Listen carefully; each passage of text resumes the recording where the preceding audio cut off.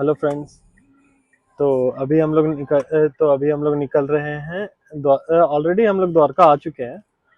क्या मैं जल्दी जल्दी में मैं भी भूल हम लोग भी भूल गए मेनली आपको होटल वगैरह दिखाना। वो अभी हम लोग यहाँ से निकल चुके हैं और नागेश्वर के लिए। आज हम लोगों का प्लान है कि यहाँ पे पहले हम लोग नागेश्वर करेंगे, नागेश्वर ज्योतिर्लिंग, और उसके बाद फिर हम लोग द्वारकाधीश कल मॉर्निंग में प्लान कर रहे हैं। बाकी नागेश्वर के अलावा और भी जो भी घूमने का जगह है द्वारका में, वो सारा हम लोग यहाँ पे अभी एक्सप्लोर करेंगे। आज जितना हो सकेगा आज ट्राई करेंगे, क्योंकि आज थोड़ा रेस्ट भी करने का प्लान है हमारा। उसके अलावा यहाँ पे अभी नागेश्वर आपका दिखा रहा है 18 kilometres which is 32 minutes journey. अभी 5:07 हुआ है। हम लोग को पता चला कि द्वारकाधीश जो मंदिर है वो उसका टाइमिंग है 5 o'clock से ओपन होता है इवनिंग में। मॉर्निंग में 6:30 में पहला आरती होता है, जो कि मंगल आरती जिसे बोलते हैं।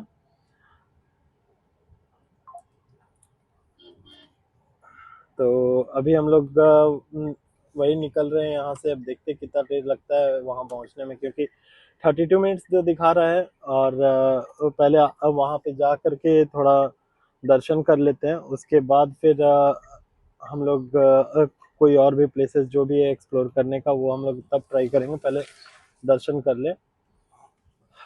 रोड बहुत ये क्या बोलते हैं, गली गली में बहुत सारे स्पीड ब्रेकर्स और पॉट होल्स है। हाँ, बट देखते हैं। तो फ्रेंड्स, अभी हम मैं बहुत एक्चुअली हम बहुत एक्साइटेड हैं। इवन वर्षा भी बहुत एक्साइटेड है, बिकॉज हम लोगों का मेन प्लान था कि सोमनाथ और नागेश्वर मेनली करना है अलॉन्ग विद द्वारकाधीश। क्योंकि हम लोग बहुत दिनों से ये ट्राई कर रहे थे कि हम लोग सारे ज्योतिर्लिंग को कवर करने का, but due to pregnancy and all, तो आप तो जानते हो कि 12 ज्योतिर्लिंग जो है, ये ज्योतिर्लिंग बहुत सब एक जगह पे नहीं है, राइट। ये अलग अलग स्थापित किए हुए हैं। तो हम लोगों ने सोचा कि ठीक है, अभी जब हम लोग निकले हैं तो पहले हम लोग सोमनाथ कर लेंगे, तो फिर और सोमनाथ और नागेश्वर कर लेंगे करके ये हमारा प्लान था पहले। तो मैं इसलिए हम बहुत एक्साइटेड होंगे। गाइस, अभी हम लोग नागेश्वर के ऑलमोस्ट पहुंचने ही वाले हैं। रोड बहुत ही ज्यादा खराब है। बस बड़ा रोड है वो अलग बात हुआ, मगर बहुत ज्यादा ही खराब है। हर जगह पे बस आपको गड्ढे ही मिलेंगे। हाँ, अभी यहाँ से मंदिर की एक झलक तो दिख रही थी। वो बड़ा सा पिंक कलर का मंदिर है। अभी वहीं तक जाते हैं, देखते हैं। फिर वहाँ पे आपको आगे बताएंगे और स्टोरी भी बताएंगे।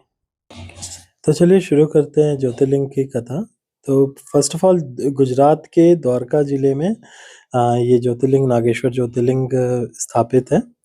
और ये द्वारका से करीब 18 किलोमीटर के दूरी पे है। और इसकी स्थापना कैसे हुई अब वो बताते हैं।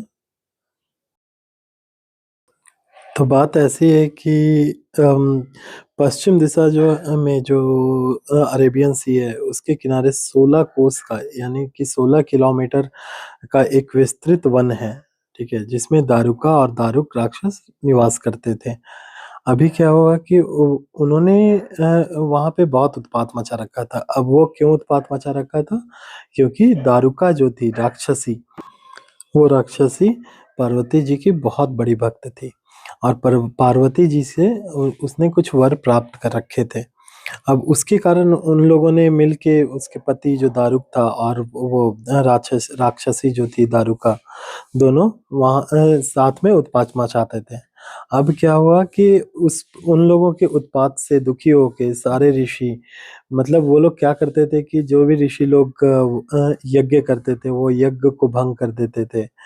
तो वो उन लोगों का उत्पात से दुखी होकर ना, जितने भी ऋषि थे तथा और भी जो लोग थे, वो लोग ओरवा ऋषि के पास गए। अब ओरवा ऋषि ने को जब ये पता चला, तो ओरवा ऋषि ने राक्षसों को नष्ट हो जाने का श्राप दिया था। अब वो श्राप का सुन के क्या किए देवता लोग जो थे, वो लोग असुरों पे या राक्षसों पे हमला कर दिए। अब ये हमला देख करके राक्षस लोग चिंतित हो गए, क्योंकि अब उर्वा ऋषि के श्राप के कारण वो लोग तो युद्ध करेंगे तो भी मारे जाएंगे, नहीं करेंगे तो भी मारे जाएंगे। तो फिर क्या दारुका को क्या मन में आया कि उसने बोला कि मैं फिर से पार्वती जी की आराधना करूंगी और जो भी शक्ति प्राप्त था, ठीक है, दारुका को, उसके थ्रू उसने आराधना किया। और क्या किया कि जब पार्वती जी उसको फिर से वर देने आई, तो उसने बोला कि माँ मैं क्या करूं, शिव ने या उर्वा ऋषि ने ऐसा श्राप दिया है। तो माता ने ये सजेस्ट किया कि एक काम करो, तुम इस वन को लेकर के आकाश में उड़ करके ये वन के साथ सागर के बीच में ले जाओ, मतलब अरेबियन सी के बीच में ले जाओ और वहां पे रहो। तो उसने ऐसा ही किया। अब क्या हुआ, वहां पे राक्षस लोग बहुत आराम से निश्चिंत होकर रहने लग गए। तो एक बार क्या हुआ कि वहां से एक शिव जी का बहुत ही प्रसिद्ध, जो कि शिव जी को बहुत ज्यादा मानता था, एक वैश्य भक्त था। तो उसका नाम था सुप्रिय। अब सुप्रिय एक बार, वो बहुत बड़ा बिजनेसमैन, मतलब वो अपना बिजनेस का या फिर अपना काम को लेके नाव से उसी जगह से क्रॉस कर रहा था जहाँ पे वो वन को दारुका लेके गई थी। तो जब उसको नाव को आते देख करके वो लोग सारे कोई उन लोगों को कैद कर लिए। अब जब उन लोगों ने कैद किया, तो जो सुप्रिया था, अब सुप्रिया का आदत ये था कि वो बिना शिवजी की आराधना किए भोजन नहीं खाता था, ठीक है। तो अब कैद में भी उसने वही किया, तो उस कैद में भी शिवजी की पूजा अर्चना शुरू कर दी। तो अब क्या हुआ कि जो जेल था, जेल का कारागार का जो पहरेदार था, वो लोग ये देखा, तो उसका सूचना जाके दारुक को और दारुका को दिया, राक्षसों को जिसको बोल सकते हैं आप। तो क्या हुआ कि दोनों वहां आए कारागार में। अब राक्षसों ने उस समय उस वैश्य भक्त जो सुप्रिय था, उसकी हत्या का आदेश दे दिया। अब इस पे जो सुप्रिय था उससे चिंता हुई, बट चिंता में भी वो शिव को ही पूज रहा था। तो जब शिव को पूज रहा था, तो क्या हुआ कि अचानक से जब उसको मारने के लिए लोग आए, राक्षस आए, तो वहां पे शिवजी प्रकट हो गए। और जब शिवजी प्रकट हुए, तो शिवजी ने वो लोगों को तब शिवजी ने उन लोगों का संहार किया, मतलब दारुका को खत्म किया और सुप्रिय को वहां से उन लोगों के कैद से मुक्त किया। तो मेनली इस, और वहाँ पे उस वन की रक्षा करने के लिए और पूरे एक जन कल्याण के लिए, मतलब कि सारे कोई का रक्षा करने के लिए वहाँ पे वो ज्योतिर्लिंग बन के स्थापित हो गए खुद। तो ये था एक छोटा स्टोरी नागेश्वर ज्योतिर्लिंग का। अगर आपको अच्छा लगा तो ज़रूर बताइएगा, और अगर कुछ शायद मैं कुछ गलत बोला हूँ तो प्लीज़ मुझे माफ़ कर दीजिए, और उसे करेक्ट ज़रूर करिएगा कमेंट से।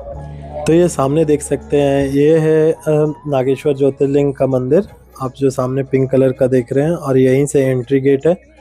ये एंट्री गेट से अभी हम लोग बस एंट्री लेंगे, और उसके बाद देखते हैं कहाँ पार्क कर पाते हैं गाड़ी को। तो आइए दर्शन करते हैं, हमारे साथ आप लोगों का भी दर्शन कराते हैं। ये सामने है नागेश्वर ज्योतिर्लिंग मंदिर, और उसके बगल में एक बहुत ही बड़ी शिव जी की प्रतिमा। हमने गाड़ी तो यहाँ पार्क कर दिया है मंदिर के जस्ट बाहर ही, अब अंदर चलते हैं। तो गाइस, ये नागेश्वर धाम का एंट्री हम लोग अभी एंटर करेंगे, और देखते हैं अंदर जाने का, अंदर कैसा है। जय भोलेनाथ, जय जय भोलेनाथ।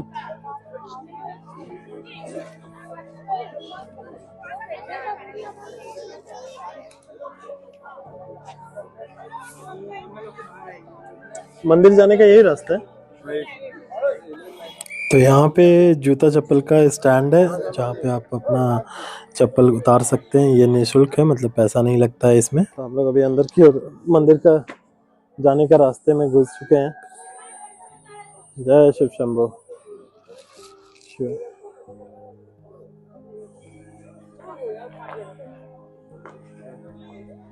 तो हम लोग अभी मंदिर जा रहे हैं। फाइनली हम लोग नागेश्वर नागेश्वर ज्योतिर्लिंग भी करने आज आ गए हैं, बाबा का आशीर्वाद अपने लेने और अपने बच्चे के लिए भी। के अंदर अभी बहुत ज़्यादा भीड़ है।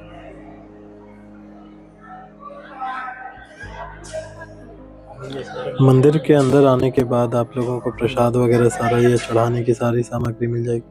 जैसे ये थाली 1100, 600, 250 रुपए से स्टार्ट होती है, वो आपके जैसे मन वैसा ले सकते हैं।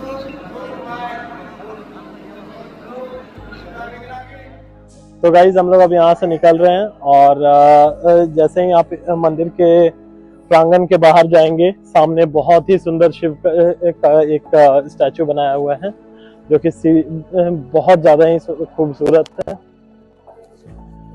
अभी हम लोग यहाँ पे कुछ फोटोग्राफी करेंगे और उसके बाद फिर यहाँ से निकलेंगे।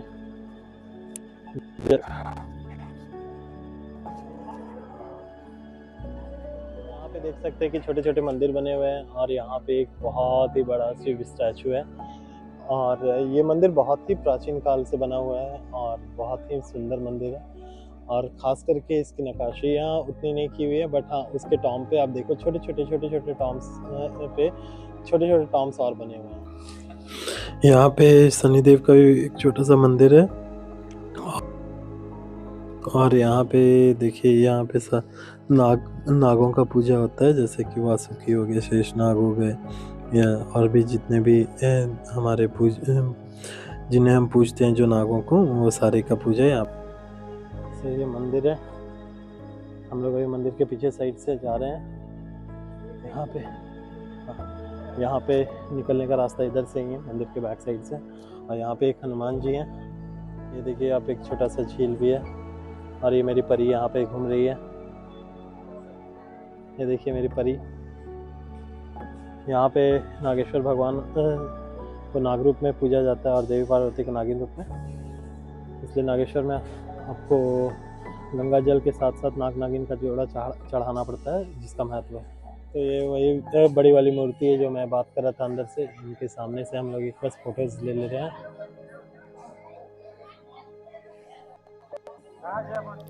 तो यहाँ अभी हम लोग नागेश्वर मंदिर से अगर हम लोग लेफ़्ट मुड़ते हैं तो यहाँ पे एक आवड़ माता जी का मंदिर है। ये मंदिर का बहुत मतलब मान्यता है।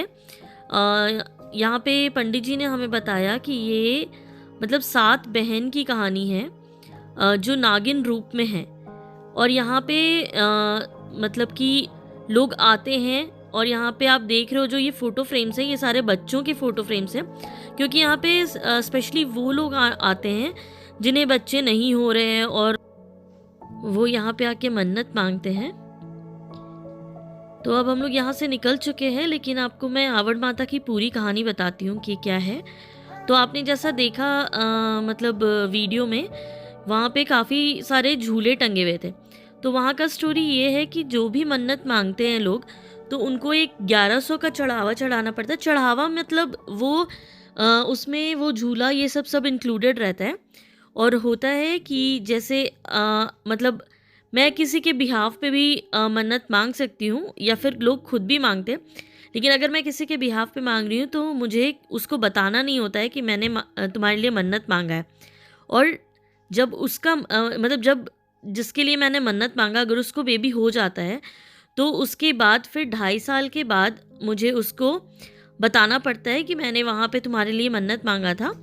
तो फिर क्या करना होता है कि 2.5 साल के बाद उसे अपने बच्चे का फ़ोटो लाके इस मंदिर में चढ़ाना पड़ता है।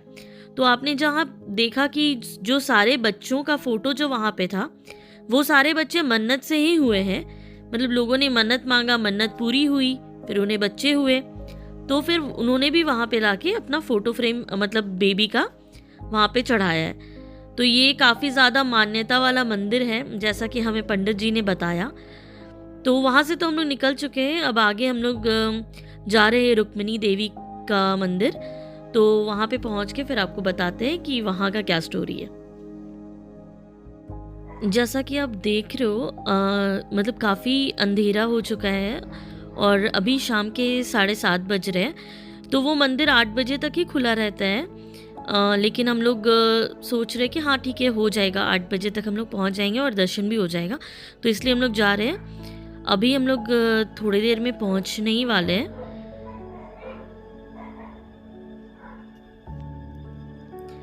और ये देखिए हम लोग यहाँ पे रुक्मणी देवी का मंदिर पहुँच चुके हैं। तो हमने पार्किंग में अपनी कार पार्क करके फिर हम लोग आए हैं यहाँ पे दर्शन करने के लिए।